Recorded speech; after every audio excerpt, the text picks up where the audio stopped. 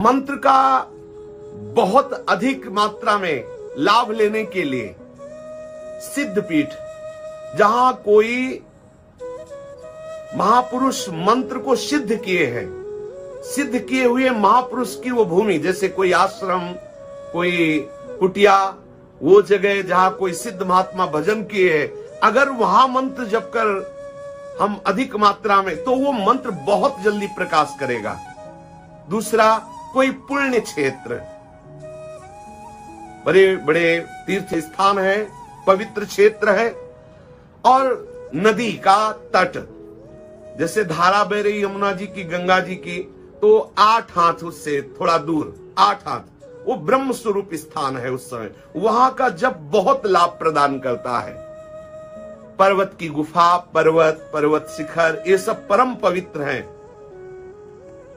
और तुलसी जी की जहां कई लताएं हों, तुलसी वन, 8-10 तुलसी के पेड़ है, या 2-4 तुलसी के गमले हैं, और आप बीच में आसन लगाकर बैठे, आसपास 2-4 तुलसी के गमले, तुलसी के वृक्ष, उससे कई गुना आपको लाभ अधिक मिलेगा भजन का। या गौशाला में, या पीपल के वृक्ष के नीचे, पीपल का वृक्ष साक्षात श्री कृष्ण का स्वरूप है, पीपल के वृक्ष के नीचे, या आंवले के वृक्ष के नीचे,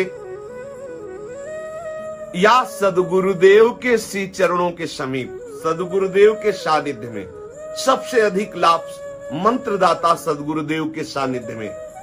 तो सदगुरुदेव का प्रगट में सानिध्य की, गुरुदेव बैठे हैं, उनके चरणों के समीप बैठ के जप कर रहे, ऐसा असंभव है, सबको ऐसा संयोग मिलना बहुत ही दुर्लभ है। तो क्या करें, गुरुदेव की पादुका के समीप गुरुदेव की छवि विराजमान कर ले, गुरुदेव की पादुका विराजमान कर ले, गुरुदेव की चरण रज, वहीं बैठकर हम जप करें, सबसे अधिक लाभ प्राप्त होता है। यदि हम घर में जप करते हैं तो उससे 10 गुना बढ़कर के लाभ होता है जहां गौएं बंधी होती है, गौशाला में। घर से 1 माला किया घर में, और गौशाला में जाकर के 1 माला किया, तो गौशाला का 1 माला घर की 10 माला के बराबर हो गया। घर की 10 माला और गौशाला की 1 माला, गौशाला में 10 गुना बढ़कर के उससे लाभ मिलता है। और जहां कई पीपल के पेड़ है, आंवले के पेड़ है, घना जंगल है, ऐसे एकांत पवित्र जहां संत महात्मा रहते हैं, गौशाला से भी 100 गुना बढ़कर के वहां मंत्र का लाभ मिलता है। कई पीपल के वृक्ष है, आंवले के वृक्ष है, संत महात्मा भजन करते हैं, ऐसे स्थान पे जाके यदि हम जप करें तो 100 गुना लाभ मिलता है। घर के जप से 10 गुना लाभ गौशाला, और गौशाला के जप से 100 गुना लाभ उस स्थान में जहां कोई भगवत प्रेमी महात्मा जप कर रहे हैं, जहां पीपल के वृक्ष है, जहां आंवले के वृक्ष है, जहां बहुत सी लताएं पताएं हैं, तो वहां जप करने से 100 गुना बढ़कर लाभ प्राप्त होता है। और जो पवित्र सरोवर है, जैसे मान सरोवर है, राधा कुंड है, श्याम कुंड है, ऐसे जो ब्रजमंडल में कुंड है, इनके समीप बैठकर जप करने से 1000 गुना लाभ प्राप्त होता है, 1000 गुना लाभ प्राप्त होता है। और जैसे बिहारी जी का मंदिर, राधा वल्लभ जी के सामने, राधा रमण जी के सामने, राधा गोविंद देव जी के सामने, राधा दामोदर जी के सामने 1,00,000 गुना, 1,00,000 मंत्र जप करें घर में, और 1 बार मंत्र जप करें इनके सामने, सोचो इतना बड़ा लाभ प्राप्त होता है। और जो पूर्ण तन्मयता प्राप्त करके श्री गुरुदेव के चरणों के सानिध्य में जप करता हो, अनंत गुना लाभ होता है। मंत्रदाता गुरुदेव के चरणों के समीप जप करने से अनंत गुना, इसमें गणना नहीं बताई, लाख करोड़, अनंत गुना लाभ मिलता है।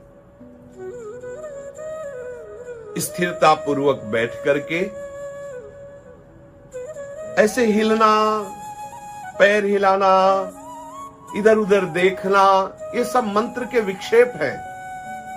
गंभीरता पूर्वक बैठ जाइए, जिस आसन पर बैठ पाते। यदि आपका शरीर ऐसा नहीं कि आप कठोर आसनों पे बैठ, आप कुर्सी पे बैठ जाइए, सोफा पे बैठ जाइए, दीवार की आप अटक लेके बैठ, जैसे एक आसन पे सुखपूर्वक बैठ गए और बिना कोई हिले डुले, बिना चंचलता के, बिना इधर उधर देखे हम गंभीरता पूर्वक गुरुदेव के द्वारा मंत्र को जपे। देखो, सुना गुरुदेव के चरणों के सानिध्य में अनंत गुणालाभ। तो गुरुदेव की पादुका, गुरुदेव की छवि, गुरुदेव की चरण रज, ये गुरुदेव का सानिध्य ही है।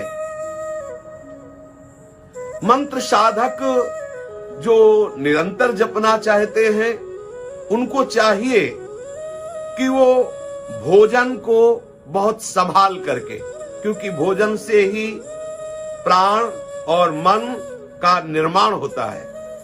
यदि अशुद्ध भोजन हुआ तो चित्त में ग्लानि होगी, भजन में रुचि नहीं रहेगी, भोगों का चिंतन होगा, भोगों का आकर्षण होगा, ऐसी भावनाएं बनने लगेगी कि 3 दिन से मंत्र जप कर रहा हूं, कोई लाभ, कोई परिणाम अच्छा तो दिखाई नहीं दे रहा। ये भोजन का प्रभाव होता है।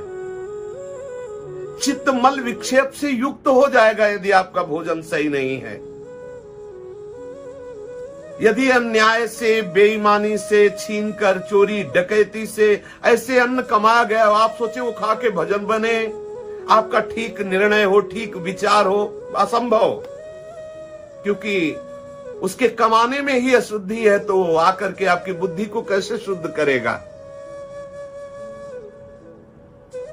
भिक्षान्न केवल ब्रह्मचारी, वानप्रस्थ, सन्यासी, वैष्णव इनके लिए है। गृहस्थ को सत धर्म से कमाया हुआ, शास्त्र सम्मत क्रियाओं के द्वारा कमाया हुआ अन्न पाए, उचित सात्विक भोजन। भोजन में यदि हम प्याज लहसुन का प्रयोग करते हैं, लोग कहते हैं कि क्या दोष है प्याज लहसुन, जब शास्त्र और संत जन निषेध कर रहे, ये हमारी बुद्धि को जाकर के आसुरी प्रवृत्ति में, तमोगुण में बदल देता है। तमोगुणी बुद्धि होने पर क्रोध, हिंसा, प्रमाद, निद्रा, गलत विचार।